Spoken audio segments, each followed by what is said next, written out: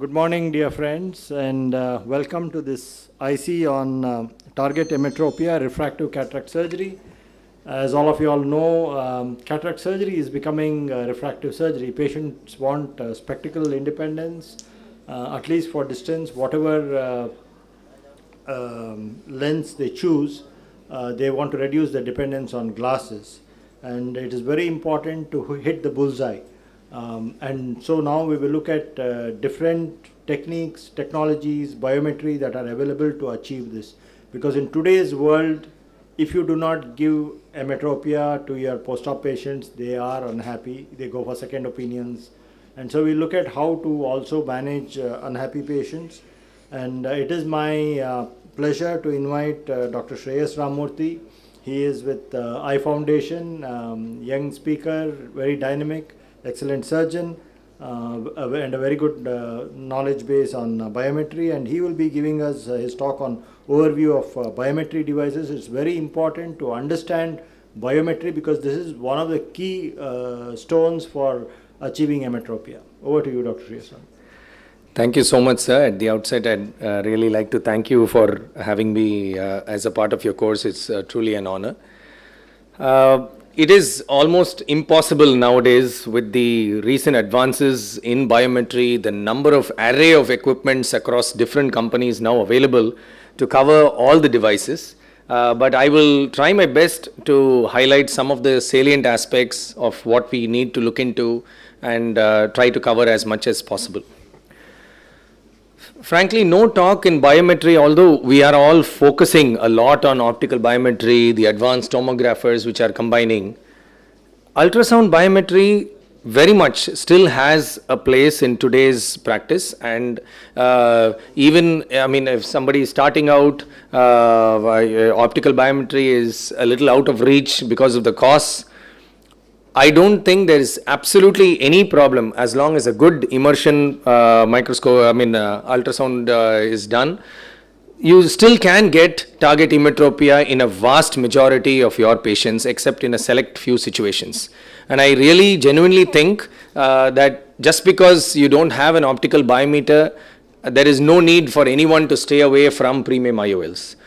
At our own center, we have 15 centers, out of which there are 4 centers which don't have access to an optical biometry, but still they do all the torics and multifocal IOLs, and we've analyzed the results, and we find for the vast majority of cases they are still able to hit emmetropia, and by adapting the newer formulae which are available, which is very, very good. Contact definitely has no role to play, and definitely we should start only by using a good immersion biometry. Look into very few salient scans, like ensuring that you get the appropriate spikes. If you don't have the spikes in place, please repeat the scan. Have a skilled optometrist technician do it, and ensure the same person is doing it each and every time. So once you have a trained biometrist, your immersion scans will give results which are just as good as optical biometry. Adjusting the gain, playing around with your machine for compromising on sensitivity to resolution, depending on the if you have facing a denser cataract, increase the gain. If let's say you're in a practice where retina surgeries are also done and you have a silicone oil filled eye, reduce the gain. By playing around with these minor adjustments in the this thing, you can really ensure you get good results even with your ultrasound immersion techniques. One challenge is, of course, that the fixation is definitely there in optical, which gives you more accurate measurements. But especially in high myopic situations where the visual axis and anatomical axis can be quite different, especially if the patient has a posterior staphyloma. So these are situations where the ultrasound biometry is going to give us a little more erroneous value. And optical biometry, definitely, the rest of the talk is going to be on that. And there's a lot which has come in, a lot of advancements, foveal imaging which has been incorporated into our optical biometry, which really ensures not just patient fixation subjectively, but objectively we can also look at the various parameters. To start off with, comparing IOLMaster 500, the older version of the IOLMaster with the Lenstar 900. They were excellent agreement between the devices in terms of keratometry, ACD, axial length and white to white. But in terms of corneal thickness and lens thickness, the IOLMaster 500 was found a little wanting, which has definitely now been corrected with the 700. So we look into the aspects individually. First about keratometry. Again, if you're using an ultrasound biomicroscopy, a good manual keratometry still holds good, and you can still get excellent accurate values on manual keratometry also. Using the optical devices, really it matters very little which optical device you're using. Though I have listed Lenstar 900, 500, 700 based on the papers which I have quoted, but even if you're using a Tommy or a Nidec or any of the other equipment which are available, all of them have excellent inter-observer agreement and different measurements which are repeatable. Tomography is useful definitely in post-LASIK cases and also to rule out patients with certain irregularity in their corneas. Toric IOLs, we must understand, are useful more for orthogonal, not for the irregular astigmatism. So for you to not have any surprises, if you have access to a tomography, it's definitely useful. The IOLMaster uses fewer points. Lenstar 900 definitely analyzes more points within the 3 millimeter radius, and therefore has certain advantages of its own. But the IOLMaster, although has fewer points, this telecentric keratometry makes it useful. So what basically it means is that even if we are slightly out of focus, the distance between the dots do not change. Because the distance between the dot do not change, the observer who's doing the investigation need not be pinpoint accurate. If you have a slightly uncooperative patient is not keeping the head perfectly steady, even if your dots are a little out of focus, you'll still continue to get excellent and repeatable recordings. So that's one of the advantages of telecentric keratometry. But what has really been a game changer in the recent years is our ability to image the posterior cornea. Now, we've been talking about posterior corneal astigmatism for the last few years now, and the importance of it in toric IOL selection. And really what the IOLMaster 700 does is, it has corresponding points of measurements which are projected onto the posterior cornea as what we are measuring on the anterior cornea, giving you a posterior torus fit. And this is now calibrated. Now, the IOL power calculation gives you the keratometry, it gives you the anterior, the total of anterior and posterior, and then you have the posterior values also separately, which is really adding a lot of values. And the biggest advantage of TK is, or the total keratometry, is that it has formulae which are made for TK. Because previously, while we had Pentacam and Galilei and all which were giving us posterior corneal astigmatism, you were not, when we input values of the posterior cornea into the toric IOL calculators versus using the mathematically assumed values, the actual toric input data of the posterior cornea from Pentacam or Galilei was performing worse than the mathematically derived value. This was because the regression formulae were not suited or were not adapted to the way the values were being measured by the tomographers. But with the IOLMaster 700, you have the newer formulae like the Barrett TK and the Heges TK, which are made for this TK values, and they are definitely improving outcomes.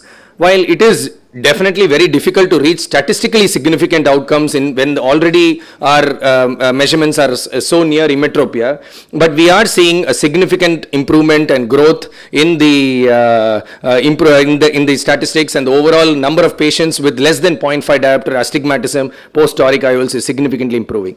Even in post LASIK eyes, which is a genuine challenge, we are seeing that the Barrett True K TK is performing better than the Barrett True K or the ASCRS average or Shamas and Heges L, which is what we were predominantly using before.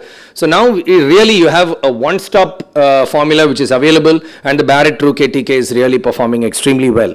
Along with that, and it is just to show that the value of the TK is what is more important than the formula itself. It's not just the Barrett True K TK which is working well, but even the Heges TK which is performing extremely well. So even with other formulae are available. Of course, you have excellent measurements of angle alpha and angle kappa. I'll not get into the details. There's a slight difference between the measurement in this compared to the values which you get on certain other equipments like eye trace, but definitely you do get very, very good values. Quickly moving on to anterior chamber depth measurements, which are again very, very important in predicting your effective lens position and other lens thickness and other things which need to be measured. IOL Master 500 was measuring from the epithelium, which was, and also was not very good in pseudophakic eyes. It was mostly useful in phakic eyes, but that has been changed in the IOL Master 700. LensStar, ObsCan, Pentacam are all very good for ACD measurements.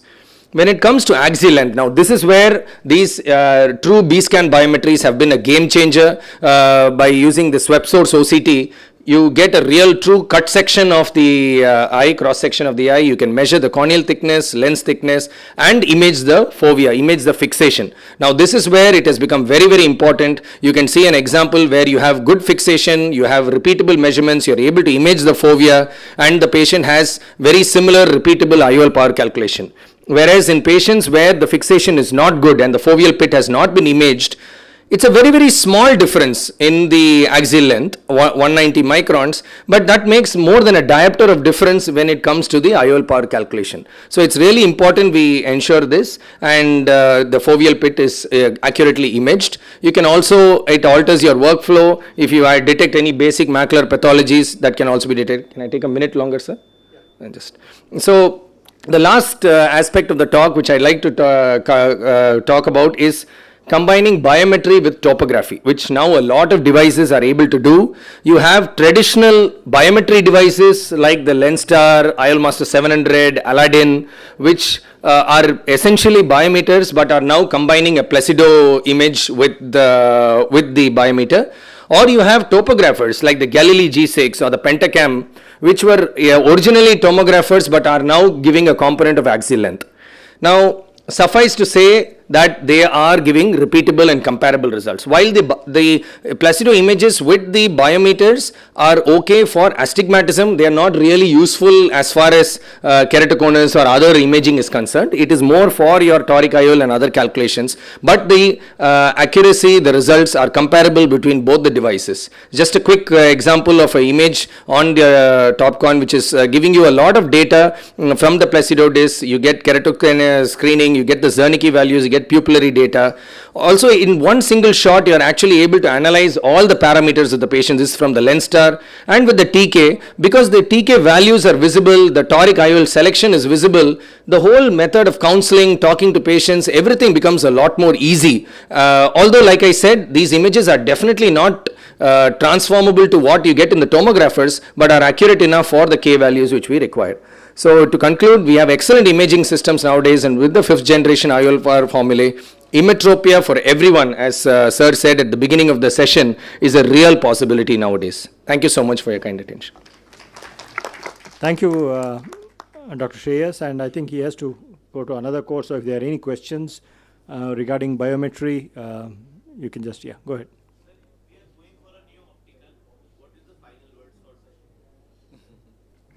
Optical, that's what I wanted to say this, and I could have put innumerable other papers which compare one device with the other device.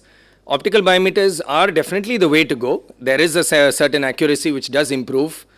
Whichever optical biometer you're able to get hold of among the standard companies which we've discussed and I put up in the slide, they are all having excellent agreement, excellent repeatability, and you will do well to purchase any one of them. I have no financial interest in any one of them, but definitely you can buy any one of those equipment. You'll also have to look at your other equipment. Suppose you have a Zeiss microscope like the RTO800 or the Lumera 700 with the Callisto system, then it makes sense to go in for a Zeiss IOL Master 500 or 700 because they are linked and your workflow is much easier.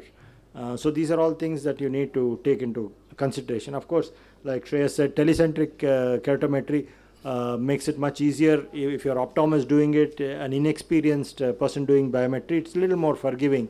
And you also have the foveal pit, which you can see whether you're on the visual axis while measuring the axial length. So these are all small things which kind of matter, but you'll have to look at the features and the price and the other equipment that you are having and finally take a decision.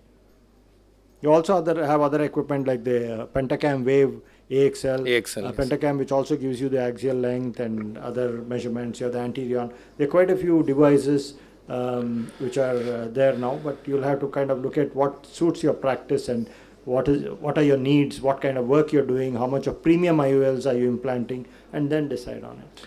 And wonderful equipment like Anterior, other even MS39, OCT based tomographers, that's really a talk in itself, which is really improving the accuracy and the detailing which we are able to get of individual components of the cornea, anterior segment and lens.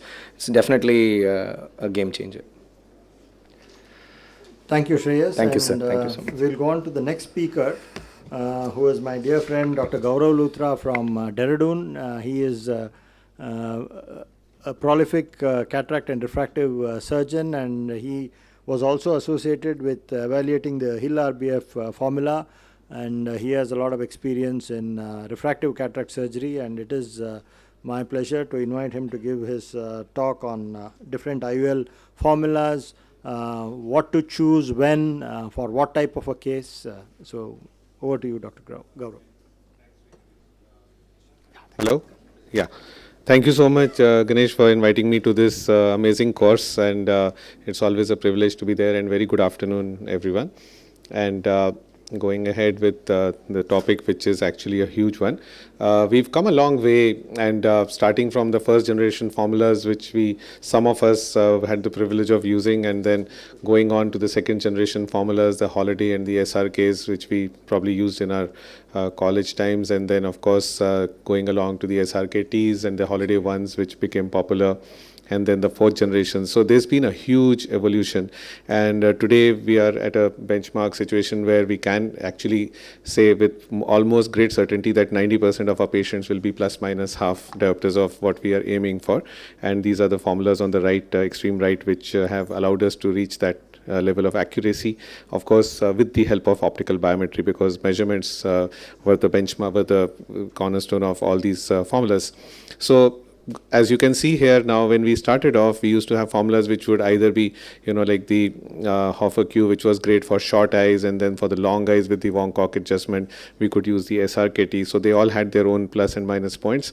But today, if we look at the bottom of this table, the Barrett's 2 and the Hill RBF, they seem to have the best range for the short as well as the very long eyes, and both of them do extremely well. So these are the two formulas which, if you are looking for just a one size fits all for 95% of your patients, these would be the two formulas, which with the new version of the Hill RBF as well, which can go up to the minus meniscus lenses as well. Both of them are extremely good.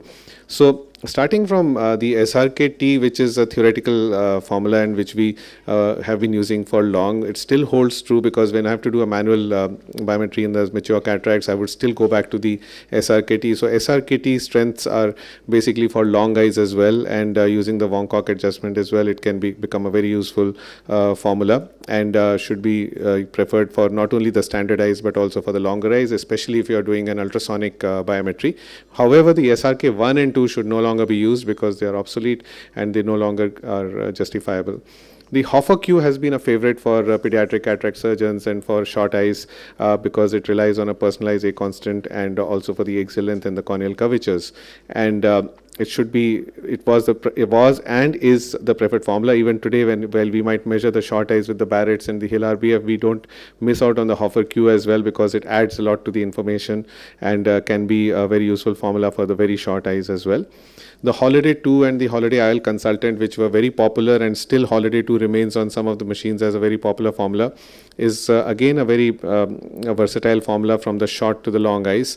And again, the Wong-Kok adjustment has been shown to extend the usage from the short normal eyes to the short long eyes for the minus lenses as well, and can be still used, but nobody knows about how it works. The Jack Holiday has kept it confidential, just like the Barrett's formula. Nobody knows the algorithm that is used. The Olsen's C came in with a lot of promise. It's a ray tracing formula and uses the C constant. I don't use it personally. It has been popular with some surgeons. I tried to use it a few years back, wasn't so satisfied, but it is still one of the popular formulas. And I did work with Warren Hill in validating the Hill RBF from the Indian data point, and It does not depend on the ELP, so that's the advantage, and it's an artificial intelligence formula. The 2018 update and now the recent update to the HEL RBF3 has made it a dramatically better range, because now you have the short and the long eyes from the 40 diopters to the -5, and the whole database has been increased, so the predictability has increased drastically, especially in the shorter axial lens. So now you will see much more versatility of the HEL RBF for short eyes. And now you see very few out of bound eyes, basically eyes where the artificial intelligence will not be able to predict it correctly. And you can also now aim for residual errors, which was not possible before. Previously you could only aim for emmetropia. Now you can actually set, for example, if you are aiming for a -0.25 or a -0.5 or something else, you can actually feed it into the formula and it will work. And it does come with its own toric calculator, which is almost similar to the Barrett, so there's hardly anything to choose between the two toric calculators. Now coming to something which most of us tend to use today, 90% of us might be with this, especially for us who are doing optical biometry, because the Barrett suite has takes into account the posterior surface of the cornea, which is included either by measuring it or by using the nomogram for the posterior case derived from the anterior case. So Barrett's universal 2 for all non-toric IOLs is the benchmark. And then the Barrett's toric calculator, which is really popular, and I use that for all my toric lenses. And the Barrett's True-K for all the non-toric, especially in post-refractive surgery patients, is again my go-to formula for post-refractive surgery. Dr. Sheetal will be talking on that soon. So here the important thing is that for the posterior surface in the Barrett suite, when you're not using the Barrett total K, or the Barrett's TK, which Shreyas was talking about, you are not using the measured posterior surface, but a nomogram, which is proprietary and has been very useful for 90% of the cases. So the Barrett's universal 2 being a Vergence-based formula, and it does use a lens factor and a design factor. So let's see how it works. It works for all types of eyes, from the short to the normal or the long, and that's why I said it's one of the go-to formulas if you want peace of mind of using one formula for most of your surgeries. So what's necessary is the axial length and the keratometry and the lens factor, which is derived from the SRKT, and the optional factors are the AC depth and the wide to wide, the lens thickness, and the design factor. Now design factor is again, let's see how it is derived. So the lens factor is basically calculated out of the SRKT constants, and the design factor is IOL specific. So it also influences the IOL calculation. So you could actually do a calculation without the design factor, but it won't be as accurate. So to add accuracy to it, and that's why it becomes important to be measuring all those optional things which I was showing you on the right column, if you want to really make the Barrett suite work for you really well and get you more accuracy than you might get with just the axial length and the corneal measurements. So without the wide to wide, the AC depth and the lens thickness calculation, as I said, it's possible to calculate, but it won't be as precise. So the whole advantage of using the Barretts would be lost. Now the toric calculator, again, when it came out, it was amazing, and we suddenly all our concepts were changed when Barrett's toric calculator came out and was integrated into many of the machines. Because it incorporates a mathematical model to calculate the posterior corneal astigmatism based on the anterior keratometry measurements. And of course, with the new IOL Master 700, you can measure the total K as well, where you can measure the posterior cornea in post-refractive surgery. I'll just come to that.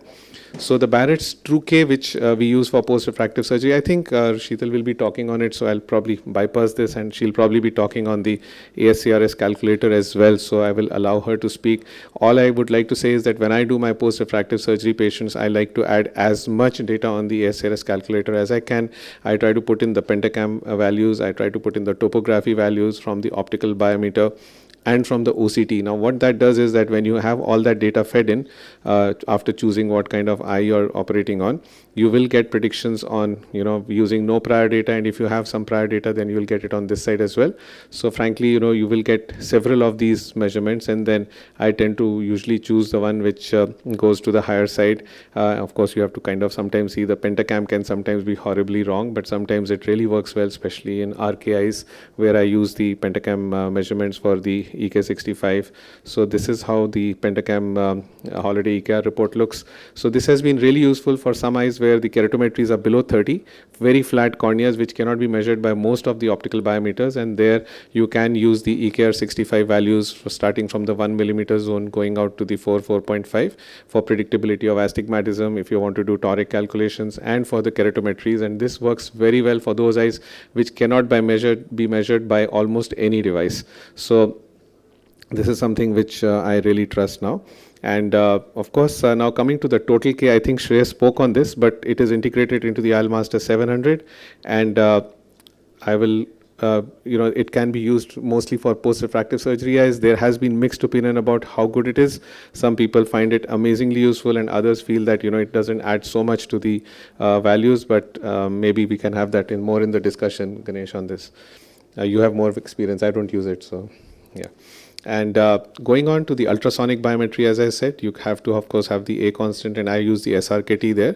And immersion is obviously necessary when you have opaque cataracts. 90% or more can be measured now with the swept source OCTs. So very few patients where you will not get a measurement even with very opaque cataracts. But when you just cannot, then you have to go by your manuals. And then, of course, it's very important to compare this data with the fellow eye.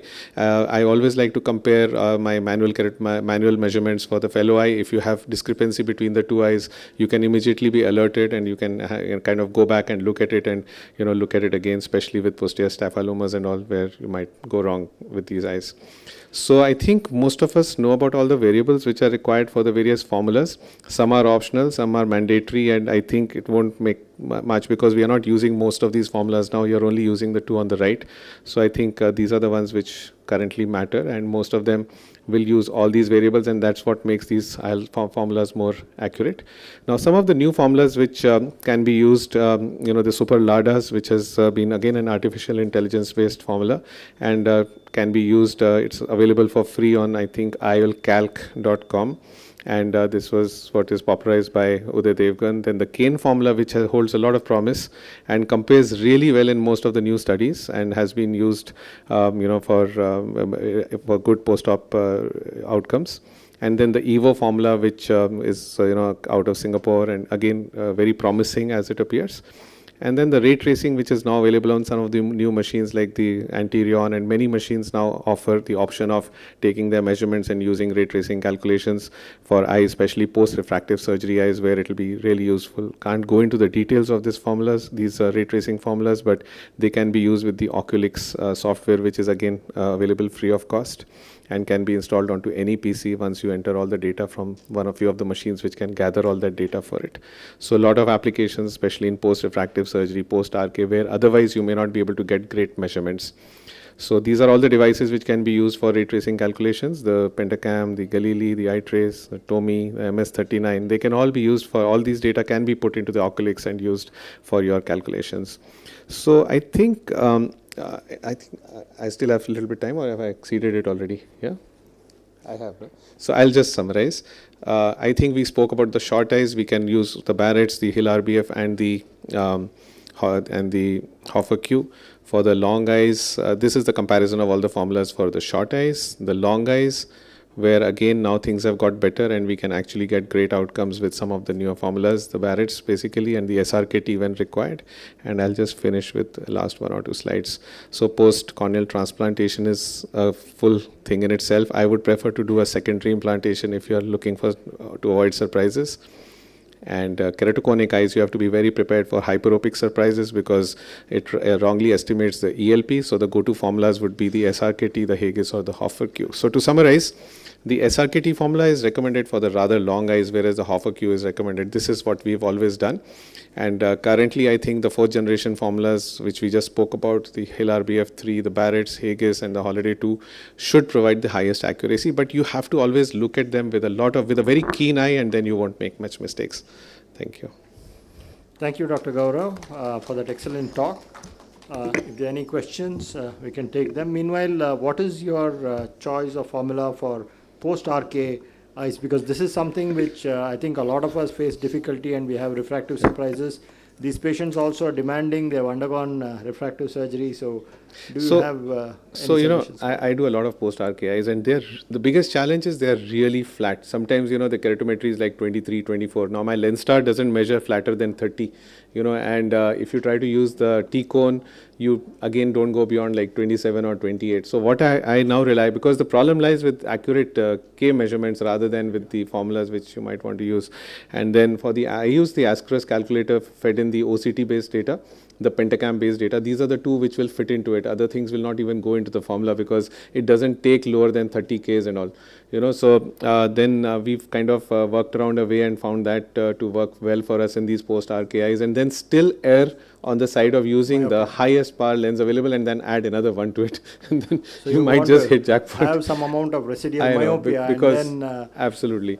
So that's what has worked. And I also have done quite a few torics now with our post-RKIs, which initially I used to totally avoid, but seems to be working really well again using the pentacam. If it has different optical zones are showing consistency in the axis and the magnitude of astigmatism, you can still go for it and looking at the maps and trying to pick up those cases where it will work. So it has been very gratifying for some of my patients. What I like to do for post-RK in cases now is to use ray tracing. Ray tracing, because that accurately measures all the optical elements, and then by ray tracing you're able to kind of that's what I actually spoke about. Still I kind of want to target about 1.5 diopters of myopia, and you end up with. Are you using the Oculix and feeding data from few of these CSO. Machines? CSO okay, on the MS39. CSO. Yes, that's MS39 is the one, is it? Yeah, MS39. That has the ray tracing built into it. It would be great to have it built into your device. Otherwise, kind of putting it into another system and gathering all the data is so tedious. Thank you very much. Are there any questions for Dr. Gaurav on formulae? Otherwise, we'll go on to our next speaker. I have the pleasure to introduce Professor Jagatram.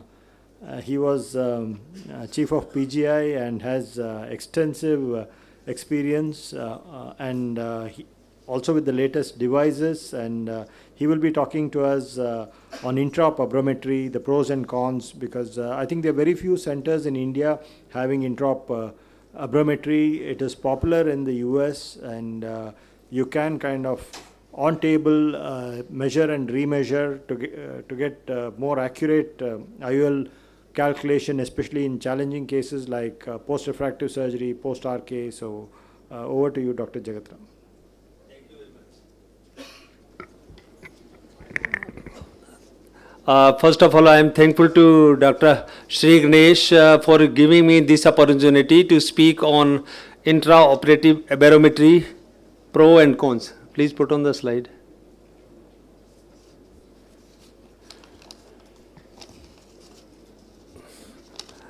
What is opti-wave refractive analysis or intraoperative barometry?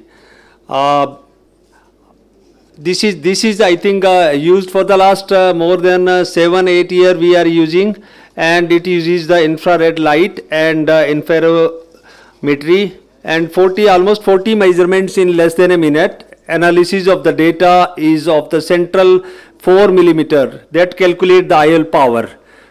It is not, we don't do in every case. I will show some of the cases where we practically do it. There are some pros that this is found to be much better and much more accurate, particularly for IOL power calculations where there is a history of radial keratotomy, LASIK and PRK, particularly RK, radial keratotomy, among the refractive procedure. And another is placement of the toric IOL. We have also used it in adult and pediatric also, that what is the power of the IOL and where we align this IOL. And patients' expectations are very high, and they have particularly we can deepen or extend the LRI to avoid post-operative enhancement, and it is found to be much more accurate in myopes.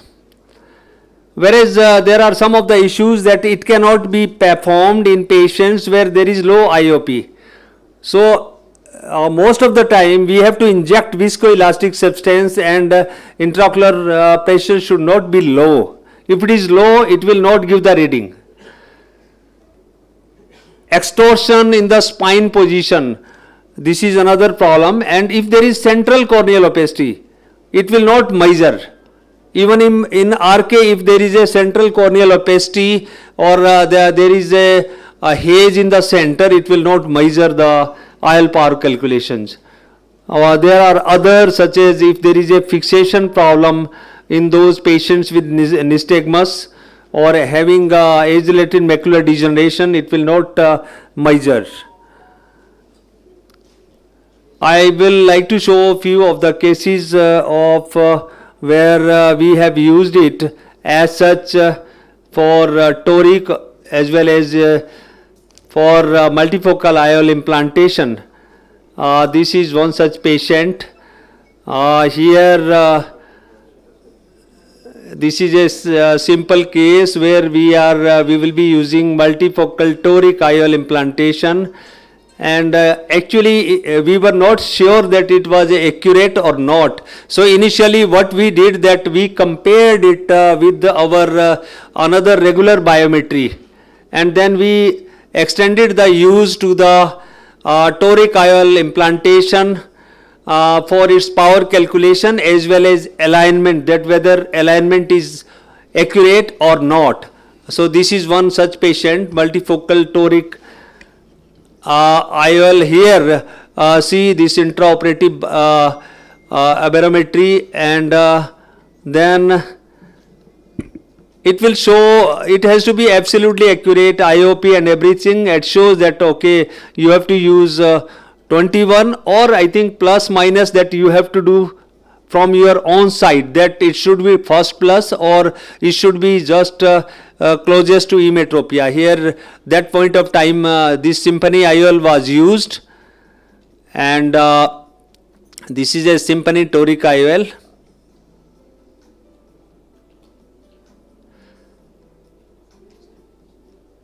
And after then we will see whether alignment is fine or not.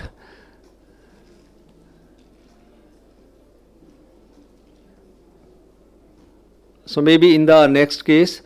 And this is another pediatric cataract where there is astigmatism, and we have used aura. So although we have marked as such also, and after doing continuous, after making the incision and doing continuous curvilinear capsulorhexis, removal of the cortex from the capsular bag,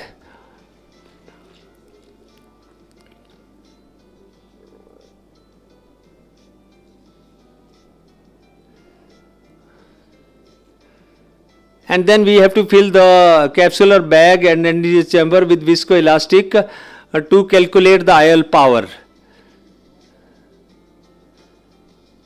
So adequate IOP has to be there, and now it will calculate the IOL power.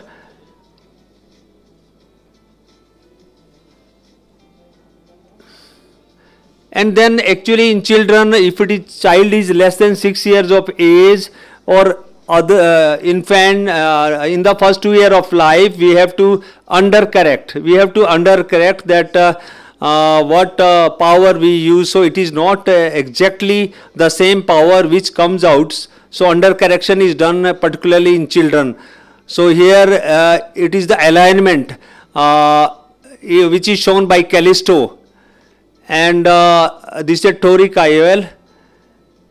And then it will again we will do that whether alignment is fine or not. So it shows no rotation required, means there is a astigmatism of 0.15. But we have compared it with the other routine method, and we could find that this was found to be significantly accurate. And this is another patient where phacoemulsification is done in eyes with radial keratotomy. So we did the planning, and because incision has to be made where there is a clear area, not along the radial keratotomy area. So here after making the side port incision, and after using the flax and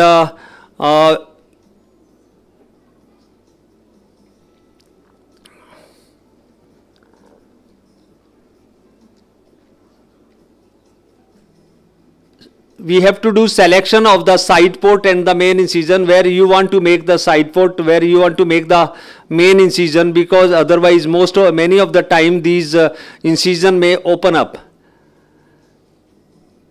And then phacoemulsification and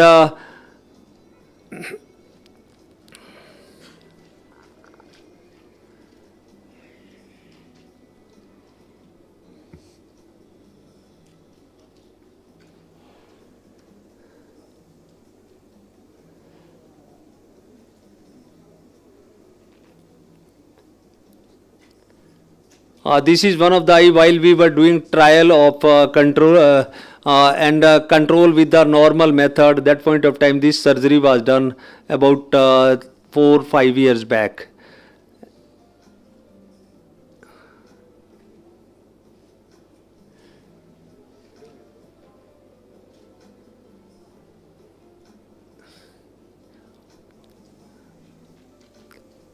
So adequate IOP, it should not be low IOP, and then it will calculate the IOL power, and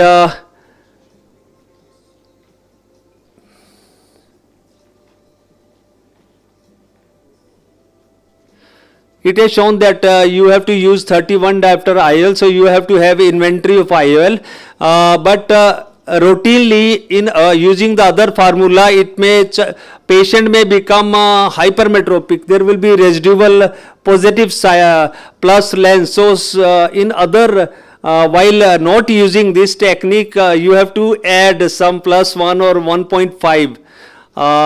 But in this it was not added, and it was found to be significantly accurate.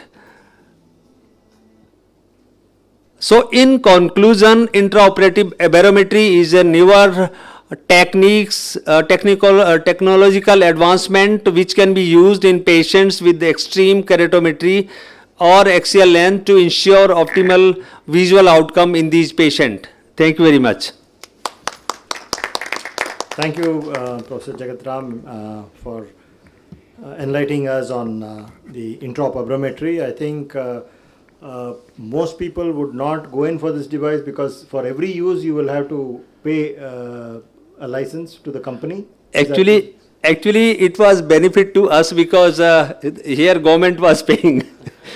Maybe on the private side you have to take from the patient. We take nothing from the patient.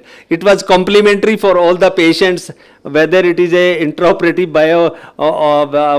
biometry or this interferometry. It was complementary, so there was no problem for us. But now I realized, because I am also in the private setup with Grewala Institute, I realized that everything costs money. No. Now I am realizing the value of that each technique and each investigation, it cost money. So for specific cases like post-RK, post-refractive surgery, complex cases, I think it is a boon. But I think for routine cases, if you have a good optical biometry. Yeah, definitely. I think not routine. It is selectively where I have used it for RK patients, not even PRK patient, only RK patient, and it is used for pediatric because they may not allow you to keratometry and even excellent, sometime younger children. So I have used there where you planned IOL implantation. That is not something that literature has shown that how many pediatric studies are there, but I have used in pediatric also. So it is to be selectively to be used, not in every case. Thank you, sir. It's an honor to invite the next speaker of this session. Dr. Sri Ganesh obviously doesn't need any introduction. He's the chief instructor of this very popular course that he has been running since the past 10 years in AIOC. A surgeon, researcher, teacher, mentor, and innovator par excellence.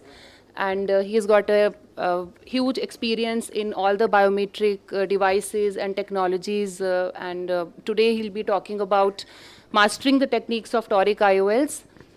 And I'm sure we all want to hear from him what are his tips and tricks to get the best results with toric IOL technologies.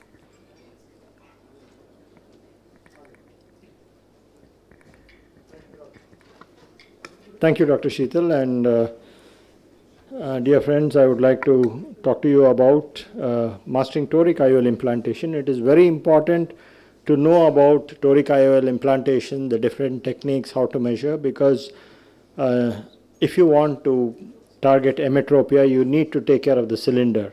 If you want to do refractive cataract surgery, you need to take into consideration the cylinder, and any cylinder above 0.75 diopters is clinically significant even for a monofocal. And if you're using a premium IOL like a multifocal, you have to be within a half diopter of residual astigmatism, otherwise the patient is quite unhappy. So let us look at how you can master toric IOL implantation. The first is the preoperative factors and measurements. I think a lot of has been spoken about biometry and formulae, but some of you all may have a confusion when we do keratometry. Should we take in the values from the keratometer, the IOL master, or the auto K while measuring the magnitude of the cylinder, which is more accurate? Because all these devices measure at different areas and can give you different values. So you have to be careful about it. Basically, you can take the magnitude from any of the keratometers, but always I would like to do a topography and then cross-check the axis with the topography, and the axis in the topography probably will be more accurate. Coming to astigmatic measurements, now there is a lot of interest after the first paper by Dogcock and the Baylor nomogram on posterior corneal astigmatism. So how do you measure anterior astigmatism, posterior astigmatism, and whether you should take into account the total astigmatism? Now if you just look at devices like the Pentacam and Galilei, they give you anterior, posterior and total, and in this diagram, if you look at the difference between the anterior and the total is less than the anterior, because the posterior also has some curvature which takes away from the anterior. So your total is actually less than the anterior, and this is what was first published by Dogcock from Baylor, where he said that total astigmatism has to be taken into consideration. Otherwise, you can have residual astigmatism after toric implantation, and it's always better to go one step lower for with the rule astigmatism and one step higher for against the rule astigmatism, and this is the Baylor nomogram.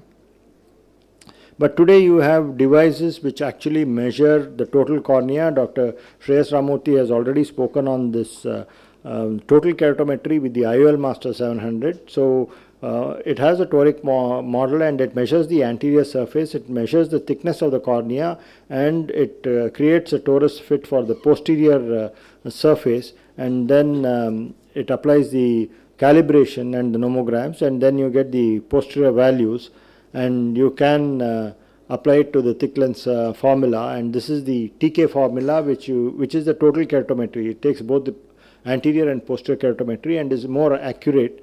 Because if you look at the regular Barrett formula, universal formula, of course there are adjustments for the posterior curvature which are included in that, but they can be off layers, and it's better to actually measure it accurately, especially for post-refractive surgery or for toric IOL measurements.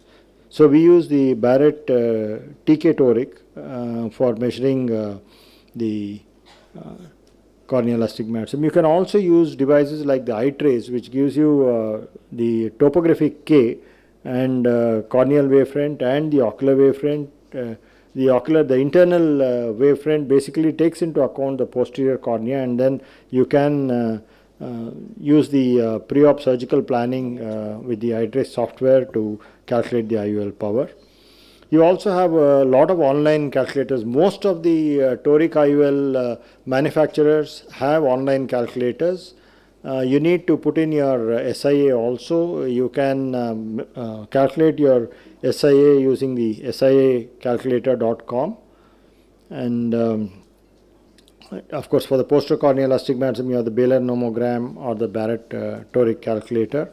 But most of the modern online formulas incorporate the posterior corneal curvature and have a correction for it. If you take J&J, Alcon, Zeiss, most of them have it already. but I would like to use the Barrett toric formula and then cross verify, because there can be some differences.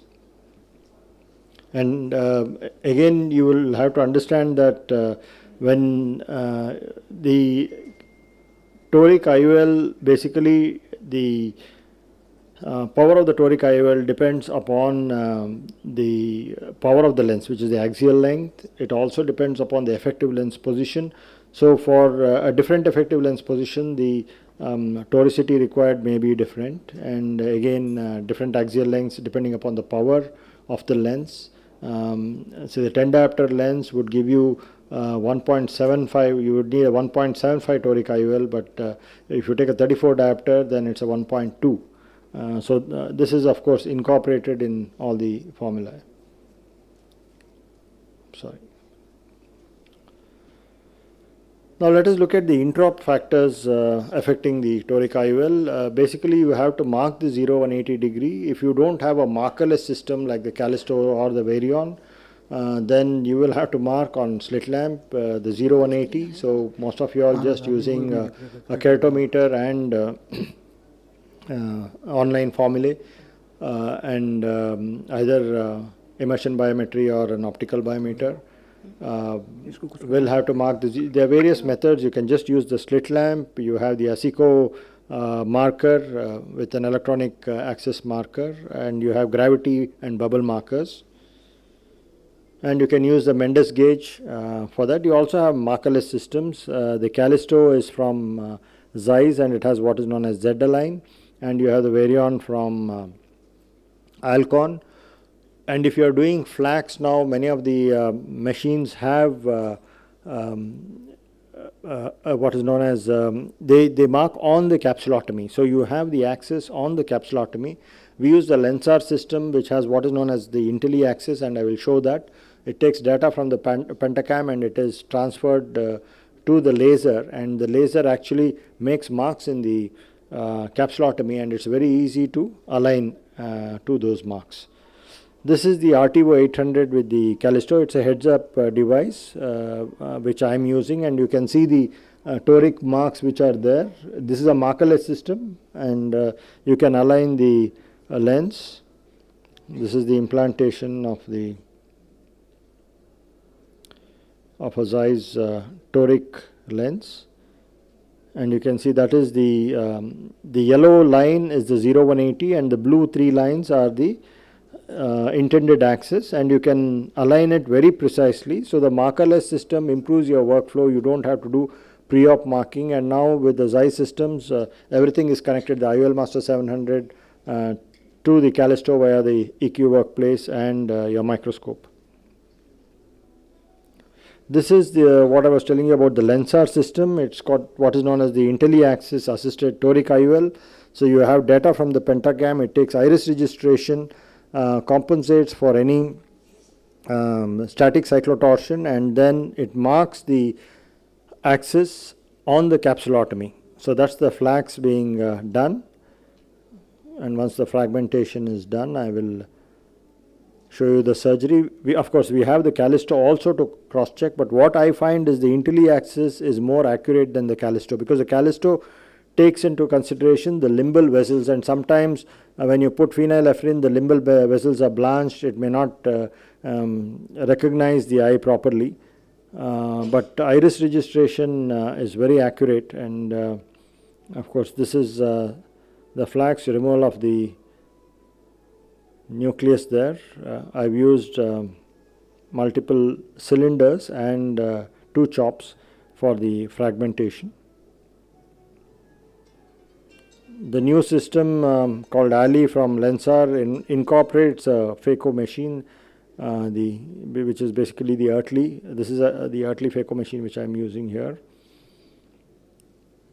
And once you remove the nucleus and clean up the cortex using an IA, you can actually see these tags very clearly. So this is a hydro polish which I am doing. I put in the viscoelastic, and you can see the tags there. I will show you. It is along the axis of the Callisto. So once you put in the lens, I'm just verifying with the Callisto, but you can actually align it using the Intelli axis. I will show you the tags. The advantage is that even in the post-op period, you just dilate the eye and you can know whether it's placed along the axis. So you can see the tags in the capsulotomy here. Those are the tags, and it's very well aligned to the tags now. Intraoperative abrometry can be used to refine the toric axis, and Dr. Jagatram has already spoken about it, so I will not be going into it. Post-op, you can have rotation of the toric IOL and you can get surprises. Most common surprise is because of rotation of the toric IOL. Many a times you get this with high myopia, long axial lengths, and a larger bag. You get bag distension and you have rotation. Dr. Abhay Vaswada has published on this on axial length and rotation, and there's a direct correlation. If you have retained viscoelastic, you have post-op spike in the IOP, you get bag distension and IOL rotation. In fact, we are looking at our retrospective data. I inject IOLs under BSS and my colleagues under viscoelastic, and we find that the rotation with BSS injection is less. If you overpressurize during hydration of the wound, you can cause bag distension and IOL rotation. So it's always good to keep these bags a little, these eyes a little soft so that you don't have rotation. Post-op factors for rotation, you can actually, if you get a refractive surprise, you can use the eye trace. We use the eye trace to check. It's got a toric IOL check tool and an enhancement, and you can use this, and it actually gives you how much of misalignment there is and how much of rotation you need to do. You can dilate and check, and now with the, of course, the Lensart system, you can look at the tags on the capsule and see whether it is aligned along the axis. You can also use online calculators. This is Bardal and Harton toric IOL calculator, where you can put in the refraction and it will actually show you how much of rotation is required. I also have a tool known as the Ganesh toric IOL marker, which is very useful for small pupils. Sometimes after flax or while doing surgery, the pupil suddenly constricts and then you are not able to see the marks on the IOL. So this is basically a blunt marker, and you just press it on the IOL and it leaves a temporary mark in the center of the IOL. So you can see that while you press it down, and it's got two windows, and through the windows you can align the marks on the IOL, the toric marks on the IOL.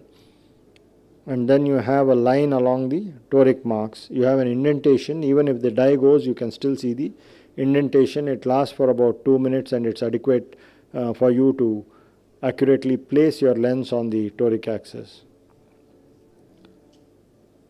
So this is a mid-dilated pupil, because I just want to show you the marks also there, but in a small pupil it is very useful, and I use this. This tool is available with Epsilon. You can see that the mark, even if you don't see the peripheral mark, you see the central mark, and you can align it very easily along the axis here in the markerless system. I have aligned it, and you can see the reflection. You can still, even the dye goes, you can still see the reflection. So for small pupils, this is very useful. So I'll just show you an example. This was a patient, day 1, uncorrected vision was 624. We had used a toric, and with pinhole 618, IOP was normal. It was a toric multifocal IOL which we had put in. And we did the eye trace, and it showed that the patient required 9-degree rotation. Now first day you can have some errors because of wound hydration and edema. So it's better to do the assessment after a week. So we did the, so this was the Tracy refraction. It was showing mixed astigmatism 2.5 with 3.37 cylinder. And if you have a mixed astigmatism, it usually means that the IOL is rotated. And sorry, this is day 8. Day 8, again the patient had a residual cylinder, and you can see the mixed astigmatism, plus 0.75 with minus 1.5 improving to 6.6. And then we dilated the pupil, And we saw that the toric IOL was at 170 degrees instead of 157 degrees. And this was the, we did the toric check with the eye trace, and it showed that 49 degree rotation is required, which will produce a 1.89 diopter change in the cylinder power. So we went by this, took up the patient, that is the residual refraction, and we did the rotation at 2 weeks. Normally I wait for at least a week or two, then the bag is sticky, and then the chances of rotating again is less. So if you do it immediately, then the chances of rotation are more, but ideally it's better to rotate before 3 weeks. The IOL was rotated and placed at 121 degree axis under Callisto as per the eye trace. And then this is the post-op. You can see it was plano with 6/6 vision. And this is the repeat eye trace. It showed 5 degree rotation, 0.16 cylinder, which is negligible. So basically it is on target. So those are a few pointers for improving your toric IOL implantation and results and achieving target emmetropia. Thank you very much. If there are any questions by the time the next speaker sets up. Sir. Yeah.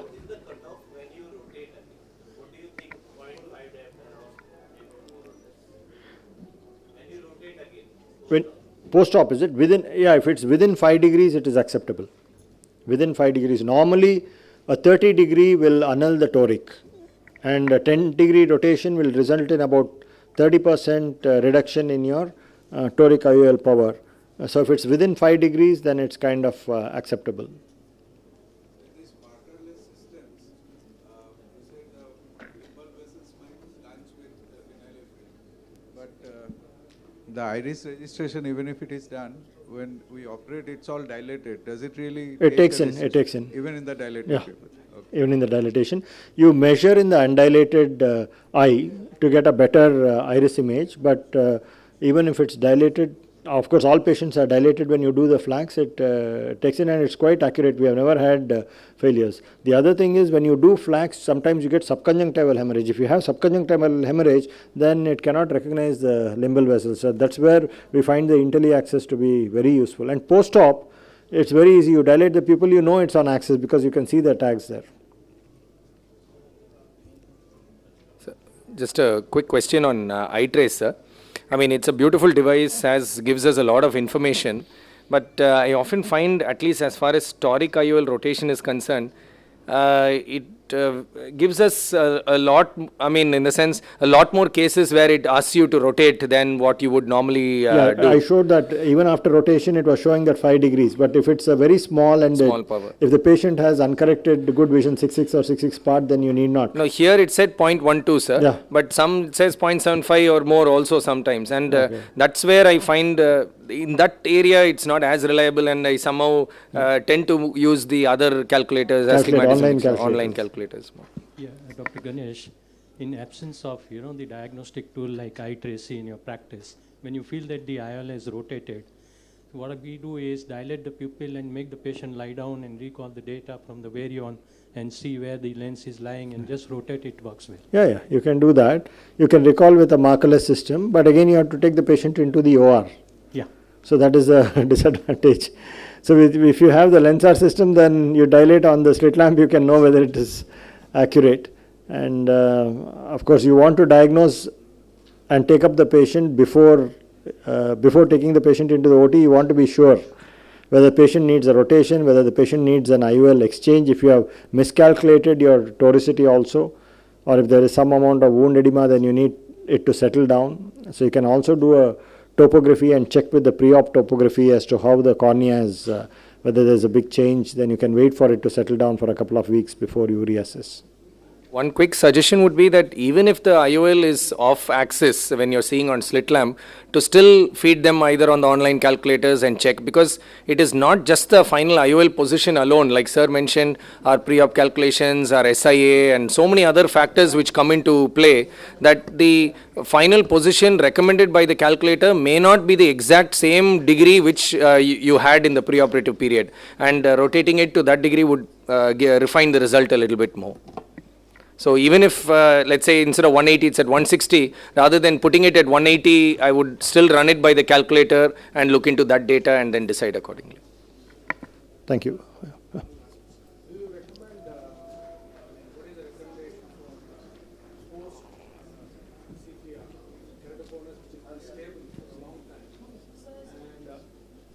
The cylinder, you know, Yeah. which is stable. Do you recommend a toric monofocal? Keratoconus, I would not use a multifocal because again there are a lot of aberrations, especially coma, and the quality of vision is poor. When you put a multifocal, the contrast further reduces.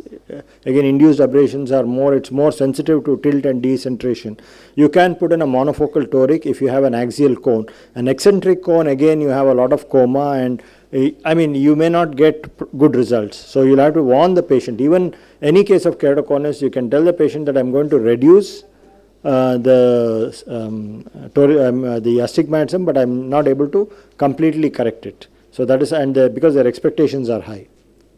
And for radial keratotomy patients? Radial keratotomy, again, it's very unpredictable. If you have an intraop abrometer like Dr. Jagatram showed, then that would be ideal. But you can calculate and use toric like Dr. Gaurav was saying. You will have to probably use the TK toric because that gives the total keratometry and it's a little more precise. Thank you. To put it a little more simply, sir, if you can get repeatable K reading across a couple of devices at least, and repeatable not just in terms of magnitude but also in terms of direction. So if the axis is repeatable, you will still do very well with toric IOL even in keratoconic patients. But if it is not repeatable, then there comes a lot of issues. If you have a residual, whether IOL rotation or whether it's residual from the keratoconus, and a lot of problems are there. And if it is very irregular, then definitely go in for a spherical and the patient can wear a contact lens post-op. Because if you put a contact lens post-op in a toric IOL, it will uncover the astigmatism corrected by the IOL and the patient will be quite unhappy. Oh, I'm sorry. Yeah, I think we'll go on to the next speaker. Dr. Sheetal will be speaking a little later because she's got some problem with the laptop, but we go on to Dr. Supriya Samak, Sri Ganesh. She's a young upcoming surgeon who's doing quite a bit of work, research work and clinical work, and I'm very proud to say that she's my daughter who's joined me in my practice. And she will be talking on managing post-op refractive surprises, because this is something you will have an unhappy patient. Whatever you do, about 5% of them may be off target, and these are the patients that you have to manage properly. Otherwise, they keep going from practice to practice, and it is difficult. If it's difficult to give them a solution, then they will keep away other patients from your practice. So managing these unhappy patients are very important, and she'll be talking about managing post-op refractive surprises. A very good afternoon to all my colleagues, my teachers, and my friends. So thank you, Dr. Ganesh, for including me in your IC. I'm very honored to be here today.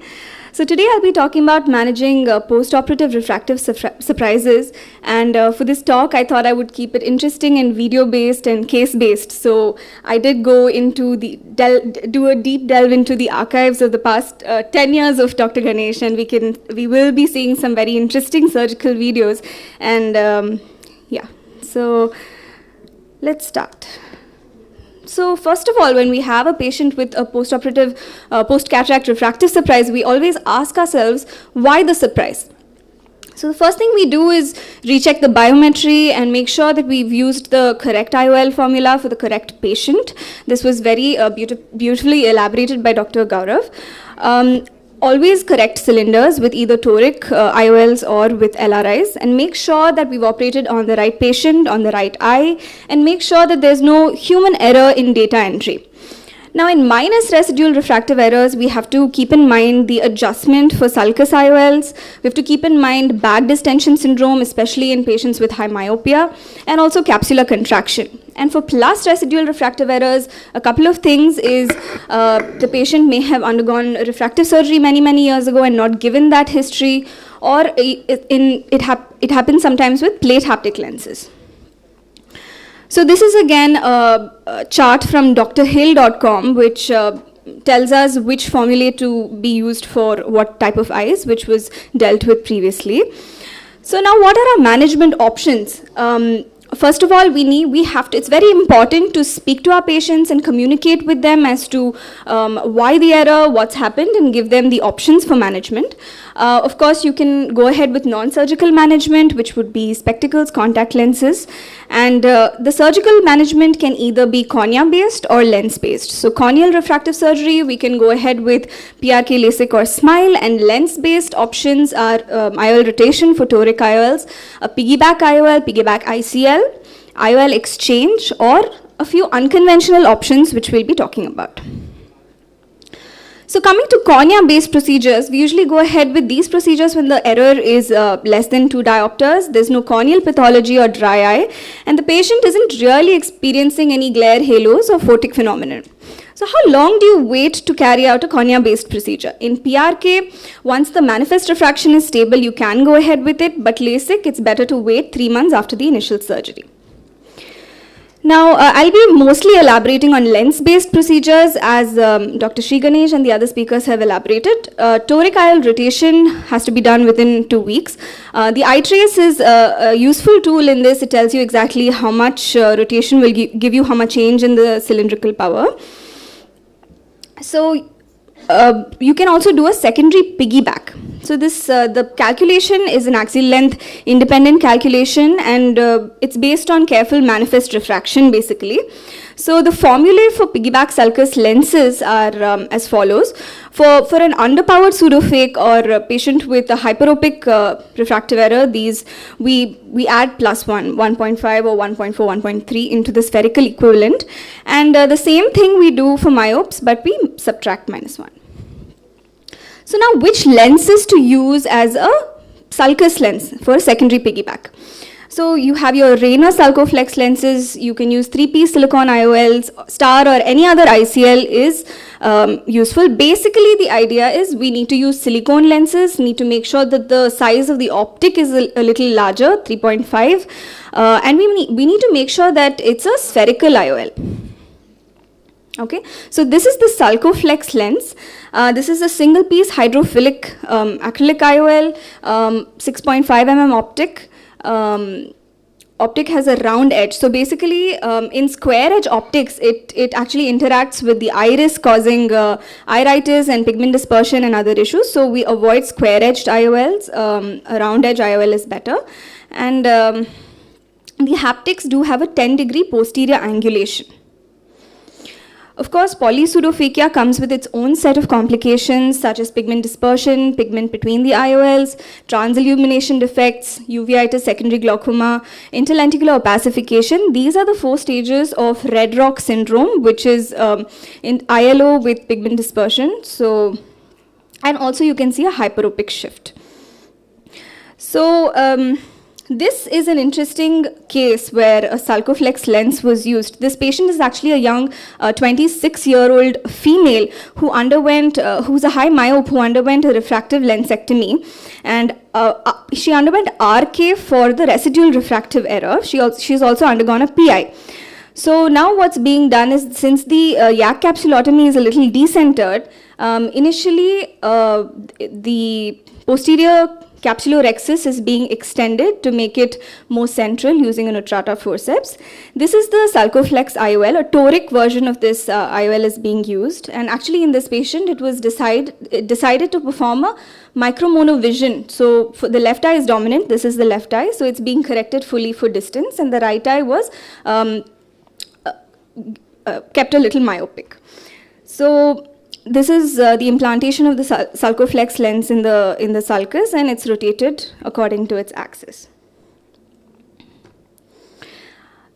So peripheral iridotomy is also being done, which is useful in such cases. So post-operative OCT shows us both the lenses, one in the sulcus just below the iris and one in the back. And post-operatively, she was binocularly 6'6". Her left eye was dominant, so for distance she was 6/6, and the right eye for near she was N6, and binocularly she was 6/6 and N6. So coming to IOL exchange, you can either calculate the IOL power required in a pseudophakic mode or use other software-based formula like the Hilvergence or the Barrett RX formulae. This is a patient who was a young software engineer, and actually a Technis multifocal lens was implanted in this patient, and he was unhappy with the intermediate vision. So this lens is actually explanted, and we have planned to implant a Panoptix multifocal IOL.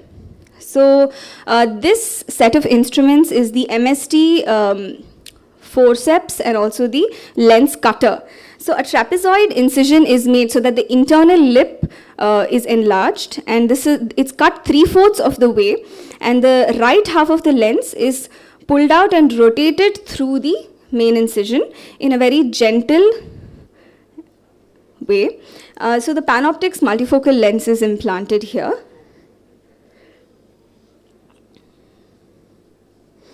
And the LRIs are opened up. This is another case of IOL exchange. This is a patient who was a high myope, and a toric IOL was implanted in this patient, and the IOL rotation kept happening. So the IOL was actually rotated couple of times before he was taken up for IOL exchange. So it's very important to inject viscoelastic under the IOL and lift up the plate haptics. So in large myope, in high myopes with large bags, plate haptics actually cause more rotation than open loop haptics. Here again, the same set of instruments are being used, the MST forceps and lens cutter.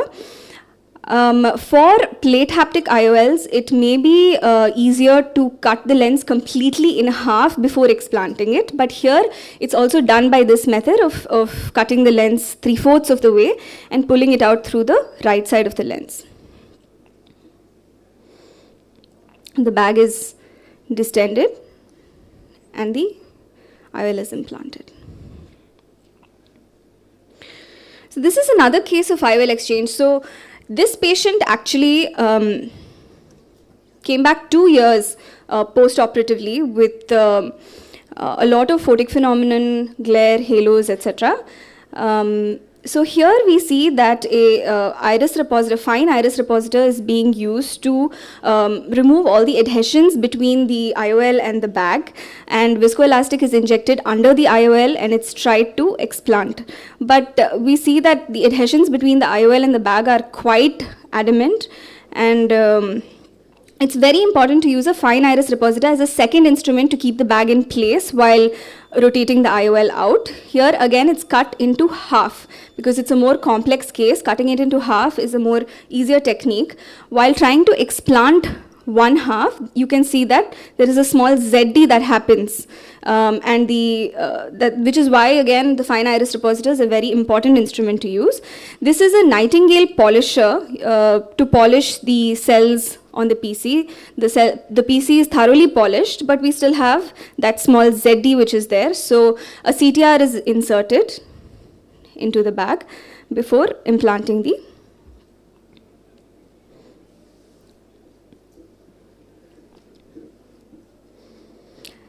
This is a bimanual technique of CTR implantation.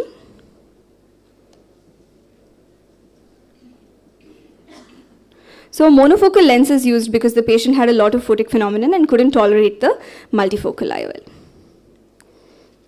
You can see that the lens is well centered.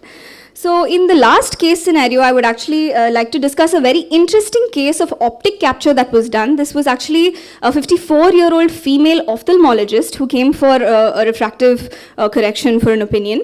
She had a high spherical myopic error. And on ocular examination, the rest was normal, but she did have borderline topography, both eyes.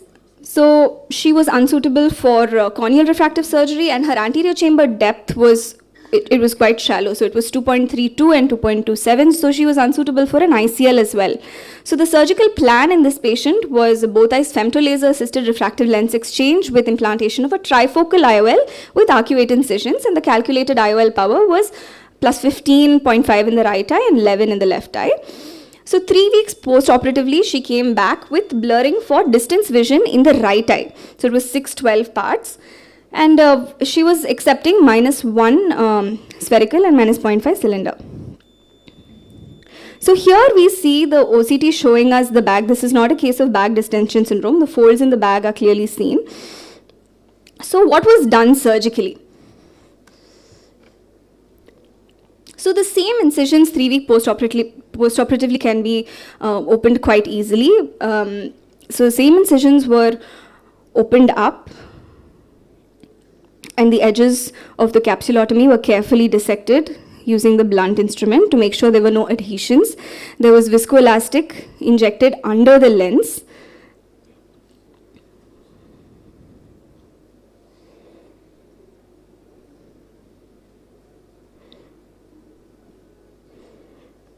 So here we see that the IOL is slowly lifted up. This is actually a cystitome. So what's being performed is a posterior capsulorhexis. And a little bit of sodium hyaluronate is actually injected to keep the anterior hyaloid face down. With the forceps, a posterior capsulotomy is slowly performed very carefully, a little smaller than the anterior capsulorhexis.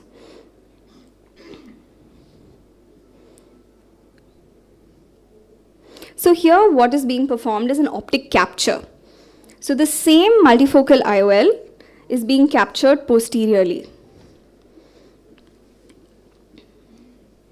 So a very slow and deliberate posterior capsulotomy is performed to make sure that it doesn't run off. And the IOL is very carefully captured into that posterior capsulotomy. So we see that at the end of the case, the IOL is very stable, well-centered.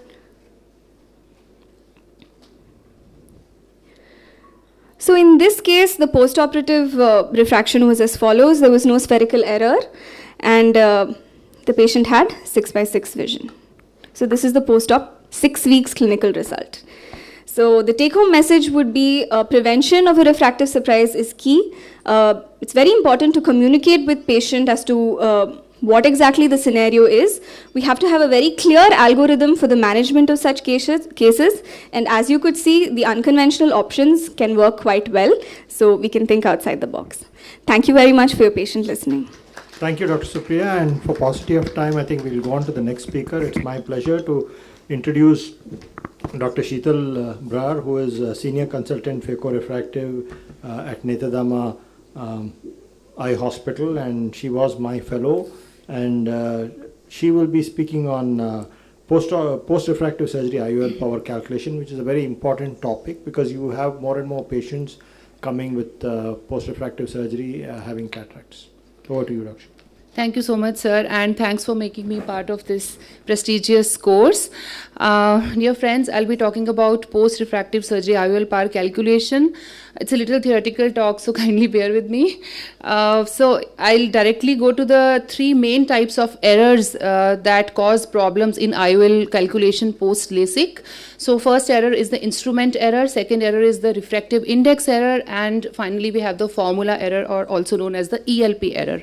So instrument error, basically when you use keratometer, the problem with using keratometers in post-LASIK cases is that the keratometers measure the paracentral points at 3.2 millimeter zones and they miss the central flatter zone. So now the maximum change in the corneal curvature occurs in the center due to the refractive surgery, be it any type of refractive surgery. So the central data is actually extrapolated and it is not accurately measured, and the power is overestimated and it leads to a hyperopic shift. So this is instrument error. Refractive index error basically is, again, when you use keratometers or even topographers, the SIMK values, the problem is that they use the fixed or the standard refractive index of the cornea, that is 1.337, which is actually not the exact, not the accurate, the real refractive index of the cornea, which is 1.376. Now this fixed or the standard refractive index is used in most of the keratometers or topographers because it allows for the for the contribution of the posterior surface, which is the negative surface, and because we know that there is a contribution of the posterior surface to the total corneal power, so this has been kind of made a standard refractive index that is used in most of the keratometers. But again, after refractive surgery, as the ratio of anterior and posterior curvatures changes, this refractive index does not hold good. So you cannot use this, and you will have to use different methods that measure the corneal power accurately. So by this error itself, there can be an overestimation of the corneal power by 1 diopter per 7 diopters of refractive correction, leading to a hyperopic shift. Finally, we have the formula or the ELP error. Now, why this occurs? Again, due to a change in the corneal curvature. Now, the corneal curvature changes, so also the effective lens position changes. Now, we have problems with measurement of the corneal curvature, hence the estimation of the effective lens position also changes, and 1 millimeter error in effective lens position can actually lead to a 1.5 diopters change in the final refraction, which is very significant. So the problem of using third generation formulae in this scenario is that these are two variable formulae using keratometry and axial lens. So since our keratometry is not accurate, we are bound to have errors in the final IOL calculation. So then how do we measure the true corneal power after refractive surgery? So there are different methods. I'm not going into the complete detail of these methods. The first one is the clinical history method, still known as the gold standard method. The advantage is that it is easy to calculate. However, a disadvantage is that you need a very, very accurate data, and it is not suitable for post-RKIs. Then you have the contact lens over refraction method, wherein the power is calculated as the sum of the contact lens base power plus power of the contact lens and over refraction minus the spherical equivalent of the manifest refraction without a contact lens. So again, this is a widely used method, inexpensive. However, accuracy of the method worsens with the poorer visual acuity and hence is not suitable for denser cataracts. Topography based post LASIK adjusted keratometry is a better way of measuring post-op keratometry, because it uses a single central post-op reading on the topography, and then this reading can be used in different regression based formulae on LASIK, the Koch and Wang formula and the Sharma's formula. However, this is not useful for post-RK eyes. Then we have the central ring topography method. This is the method which is used for post-RK eyes. So here you average the topographic corneal power of the central 3 mm area, and after applying this you can use it with the double K formula and achieve a good IOL predictability. And finally, we have the net corneal power measurements using both the data from anterior and posterior surfaces. So you can use Pentacam or Sirius or any other shine flux based device that measures the posterior curvature more accurately. With Pentacam you get true net power. This can also be used. And now we also have OCT based systems which measure the total corneal power more accurately, such as the MS39. Now coming to the different formulae that can be used in post-refractive surgery eyes. So a very popular formula is the double K Aramberry formula, wherein the post-refractive surgery corneal power is used to calculate the vergence or the IOL power calculation, and the pre-refractive surgery corneal power is used for the ELP prediction. And using this you can use the adjustment tables for the different 3-generation formulae and get better results. Then we have the Hofer formula, which is less sensitive to power variation, introduces less error in the post-refractive surgery eyes, and if the double K formula not available, single K Hofer Q formula may also be used. So another popular formula is the Heges L Formula, which is already incorporated in the IOL Master 700. It is a regression based formula based on statistics, and this is also a LASIK formula, not used for cannot be used for post-RK eyes. Musket formula is another formula. This adjusts the power of the IOL using post-op measured data using knowledge of the surgically induced refractive change. Now, all these formulas are there, but currently I would say the introduction of online calculators has made our life very easy, and they have shown to give very predictable and fairly accurate results. So the very popular online formula is the ASCRS website formula. ASCRS website, where you have post LVC as well as post RK IOL calculators. Post LVC IOL calculator is available at www.ilab.com. Hoffer program website is also available at hofferprograms.com, and IOL master reference is available at drhill.com. So this is the ASCRS online formula, which actually considers refraction. Even if you don't have a pre-LASIK data, it still works.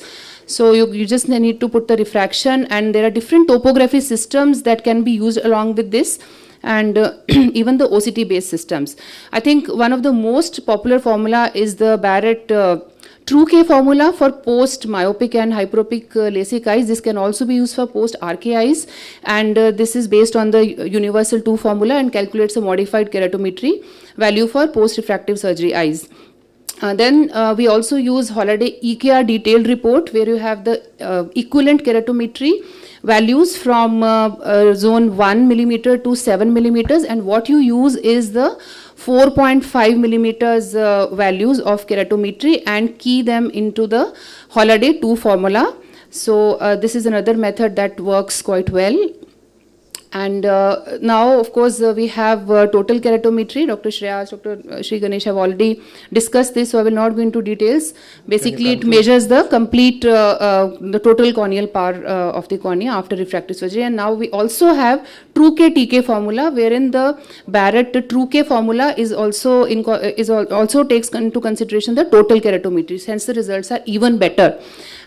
We also have ray tracing. We use MS39 for IOL power calculations. So this is also a very predictable way of IOL calculation post LASIK. So just ending my talk with one case of post smile. This was a patient, 47-year-old male, who had myopic refractive surgery 3 years ago, developed cataract and presented for cataract surgery. This is the pentacam. You can see there's still some amount of flattening there, and the Holiday EKR report shows a fairly regular single spike. So in the corneal hyperabrasions, they are slightly on the higher side, so we did not opt for a multifocal in this patient, and we opted for a monofocal Zeiss CT Lucia lens. And then you can see that in this table, the first 3 methods are the third generation formulae, and the last 5 are the latest generation post LASIK formulae, and you can already see that there is a difference of 1 diopter between the two. So the lens implanted was plus 22.5 as suggested by most of the modern formulae, and the post-op refraction achieved was 0.25 diopters, and using this post-op refraction we found the prediction errors, and you can already see here that the first 3 formulas, the prediction error is on the higher side, and it's more than almost 0.5 and above, and all the newer generation formulae have actually given us prediction errors within 0.5, and the best one looks like the Barrett True-K TK. So in conclusion, in post-refractive cases, always use more than one method to measure corneal power. Use more than one formula and look at the agreement between them. Better to hedge in the direction of myopic results if it's a myopic LASIK, or slightly hyperopic, or emmetropia if it's a post-hyperopic LASIK. Total keratometry based formulae appear to give better results. However, we need long-term data and more studies. However, patients should always be warned about the potential need of refractive correction after cataract surgery, so that they are not disappointed at the end of the surgery. Thank you so much for your kind attention. Thank you very much. I think we have exceeded our time, and I would like to thank all my co-instructors, Dr. Shreyas, Dr. Sheetal, Dr. Supriya, Dr. Gaurav, and Dr. Jagatram. And I would like to thank the audience for staying with us till the end of the session and for the interaction. Thank you all very much.